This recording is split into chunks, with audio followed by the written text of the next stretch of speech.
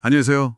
네, 공유해 주신 자료들 보니까요. 와, 이 물류 현장의 환경 경영이 어떻게 보면 비용 절감의 기회가 될 수 있다는 점이 흥미롭더라고요. 네, 맞습니다. 보통 환경 생각하면 비용부터 떠오르는데 실제로는 돈이 되는 이야기, 특히 그 ESG 경영이죠. 그렇죠. 이제는 뭐 선택이 아니라 필수적인 요소가 됐습니다. 네, 특히 그 친환경 시스템 도입한 기업들이 운영비를 평균 20에서 30%나 줄였다는 거, 이거 정말 놀랍던데요. 한번 구체적인 사례들 좀 파헤쳐 볼까요? 네, 좋습니다. 이게 이제 단순 구호가 아니라 그 강화되는 규제나 시장 요구 속에서 기업의 재무 성과랑 직결되는 거죠. 아, 재무 성과랑이요? 네, 자료 속 기업들이 그걸 딱 보여주고 있습니다. 측정 가능한 경제적 이익으로요. 그렇군요. 자료 보니까 가장 먼저 눈에 띄는 게 역시 운송 쪽, 특히 연료비 절감이더라고요. 네, 아무래도 운송에 크니까요. CJ 대한통운 사례가 나왔는데 전기 배송차 500대 도입해서 연간 15억 원 아꼈다. 와, 근데 투자 회수가 3년 남짓 걸렸다는 게 되게 빠른 것 같아요. 네, 그렇죠. 그 정부 보조금 덕분에 초기 부담도 한 40% 줄었고요. 아, 보조금이 컸군요. 이게 뭐 일반적인 효과라고 볼 수 있을까요? 네, 일단 전기차 자체가 운영비가 기존 디젤차보다 훨씬 저렴하다는 게 핵심입니다. 한 70% 정도 저렴하다고 나오죠? 70%나요? 네, 그러니까 초기 투자비가 있긴 한데 장기적으로 보면 확실히 이득인 거죠. 그렇네요. 그리고 여기에 더해서 그 인공지능 AI 있잖아요. 네네. AI 기반 경료 최적화 기술도 절대 무시 못합니다. 아, 경로 최적화요? 그게 구체적으로 어떻게? 이게 단순히 뭐 최단거리만 찾는 게 아니고요. 실시간 교통정보나 뭐 이런 걸 다 반영해서 실제 운행 거리를 한 18% 단축하고 연료 소비량도 한 25% 줄여주거든요. 와, 25%나요? 네. 그래서 차량 한 대당 연간 평균 한 350만 원 정도 절감 효과가 있다고 합니다. 기술이 직접 돈을 아껴주는 셈이죠. 이야, 기술이 돈을 벌어주네요, 진짜. 운송 다음에는 그 포장재 쪽 비용 절감도 인상 깊었습니다. 롯데글로벌 로지스 얘기가 있었죠. 네, 포장재도 만만치 않죠. 포장재 사용량 자체를 40% 줄이고 또 재활용 포장재 회수 시스템으로 연간 8억 원을 절약했다고요. 이건 단순히 비용 절감 그 이상인 것 같은데요. 네, 맞습니다. 이게 바로 그 순환경제 모델을 적용한 아주 좋은 사례입니다. 순환 경제요? 네, 한번 쓰고 버리는 게 아니라 포장재를 다시 회수해서 재사용하거나 재활용하는 거죠. 이렇게 하면 포장재 구매 비용은 물론이고 폐기물 처리 비용까지 자료 보니까 최대 90%까지 줄일 수 있다고 해요. 90%요? 폐기물 처리 비용을요? 네, 게다가 고객들이 포장재 반납에 직접 참여하면서 뭐 기업 이미지도 좋아지고 고객 충성도도 높아지는 그런 부수적인 효과까지 얻을 수 있는 거죠. 그러네요. 폐기물 관리가 결국 포장재랑 또 이렇게 연결되는군요. 그 한진 사례도 있었잖아요.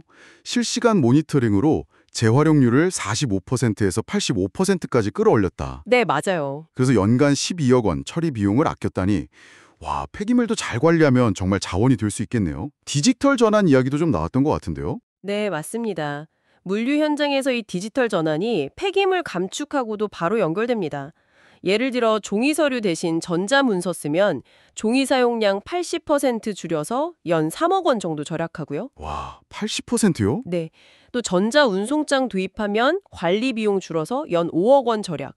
뭐 이런 식으로 디지털화가 곧 비용 효율화로 이어지는 거죠. 그렇군요. 그 물류센터 같은 시설에서의 에너지 효율화 노력도 빼놓을 수 없을 것 같아요. 이것도 규모가 클 것 같은데요. 네, 그렇죠. 시설 유지 비용도 상당하니까요. 현대글로비스가 태양광 설치로 연간 25억 원 전력비 아끼고 조명 LED로 바꿔서 전력 소비 60% 줄였다. 이 사례가 딱 대표적인 것 같은데 투자 회수 기간도 3년이 안 된다니? 정말 놀랍네요. 네.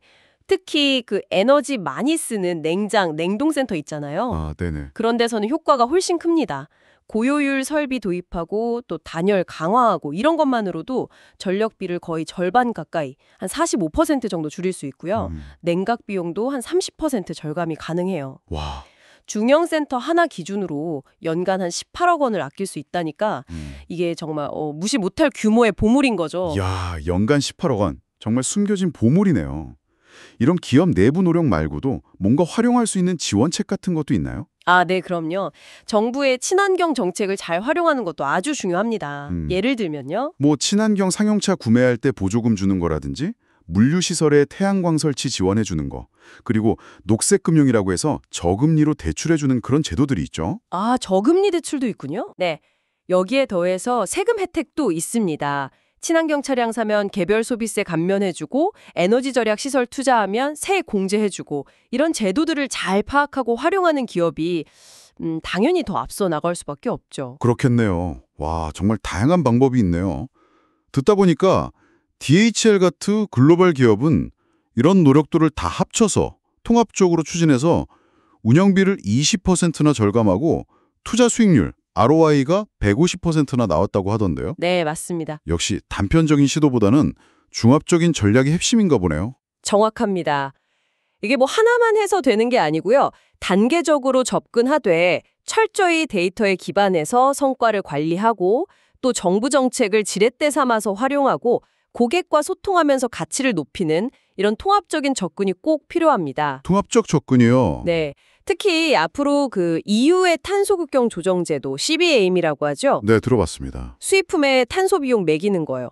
그리고 뭐 국내의 K택소노미, 한국형 녹색 분류 체계 같은 제도들이 본격화되면 이 환경 경영의 경제적 가치는 뭐 훨씬 더 커질 겁니다. 아, 더 중요해지겠군요. 네.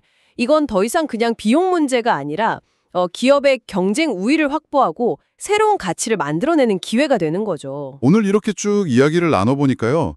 이 물류 분야의 환경 경영은 정말 이제 선택이 아니라 필수 투자라는 점이 너무 분명해 보입니다. 네, 그렇습니다. 연료부터 포장, 폐기물, 에너지, 그리고 정부 지원 활용까지 비용을 줄이고 가치를 높일 기회가 정말 곳곳에 숨어 있네요. 청취자 여러분의 회사에서는 이 숨겨진 보물 중에 어떤 걸 먼저 찾아 나서 볼 수 있을까요? 여러분의 비즈니스에 좀 실질적인 아이디어를 제공했기를 바랍니다. 네. 이제 환경 성과가 곧 기업의 경쟁력이 되는 시대잖아요. 이 변화를 어떻게 기회로 만들어서 한 단계 더 도약할지 진지하게 고민해 볼 중요한 시점이라고 생각합니다.